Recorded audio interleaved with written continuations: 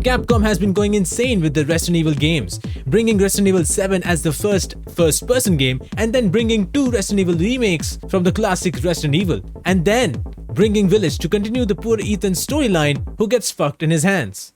I hope that he can jerk off though, that's a real concern by the way. But now that it's all over, where does Capcom go now? Well, the people have some answers, and looks like Capcom has some as well. In a recent big leak coming at Reddit which is now removed, a user mentioned some really interesting details about Resident Evil 4 Remake, which is supposed to be coming next. The leak shows a logo for Resident Evil 4 which looks fine in my opinion, and then it mentions that the game will have both first-person and third-person modes. This info kind of makes no sense. I mean, why would Capcom, or for some reason, decide to have 2 camera modes, that is first person and third person, in one single game? I mean, do you imagine how much work it might go into, or it definitely goes to make 2 camera perspective instead of 1? I do understand that Capcom went experimental with Resident Evil 7, bringing for the very first time a first-person camera setting, but that was for the story of Ethan. Resident Evil 4 was always a third-person game, so the remake should be bringing third-person again. A lot of people earlier speculated that Resident Evil 7 was first-person, maybe Resident Evil 2 Remake would be first-person, but that was not the case because it was a remake for the original. So of course, the third-person perspective was still there instead of bringing a first-person perspective. And I believe Capcom will still keep the third-person perspective regardless of how Resident Evil 7 or 8 was. Now that doesn't mean that Capcom might not go with it. You can see that Capcom did experiment with Resident Evil 7, so maybe this could be one of their experiments. There is much more mentioned in the leak, such as we will have Leon, well that's for obvious, the one who has an amazing hair. Then we will have Ada, because I want her back, I really want to bang.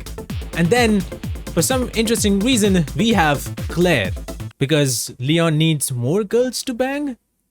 That has to be the reason, man. Claire was never a part of Resident Evil 4, so it's really interesting to see why she is a part of this game. Maybe Capcom is building a completely new design of story with these remakes and connecting it to the new games. And the leak also mentions that this game will have connections to Resident Evil 8, Resident Evil 2 Remake, and Resident Evil 3 Remake. It still does not, however, explain why they will be completely changing the way Resident Evil 4 is going, because there are some big changes, which one of them is bringing Claire to the game. According to the leak, it has also been mentioned that Resident Evil 4 will be a much bigger game, it will be semi-open, and it will also focus on the merchant as well as the chainsaw man, which is fine. I think having it a bit bigger is a plus point, and then also a semi-open world is a plus point nonetheless. But it's not only Resident Evil 4 that this leak talks about, because apparently it also talks about the next Resident Evil game.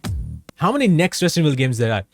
The next upcoming, whenever Resident Evil game comes out, Resident Evil 9. Apparently Resident Evil 9 is coming after what we saw in the after credit scenes of Resident Evil 8.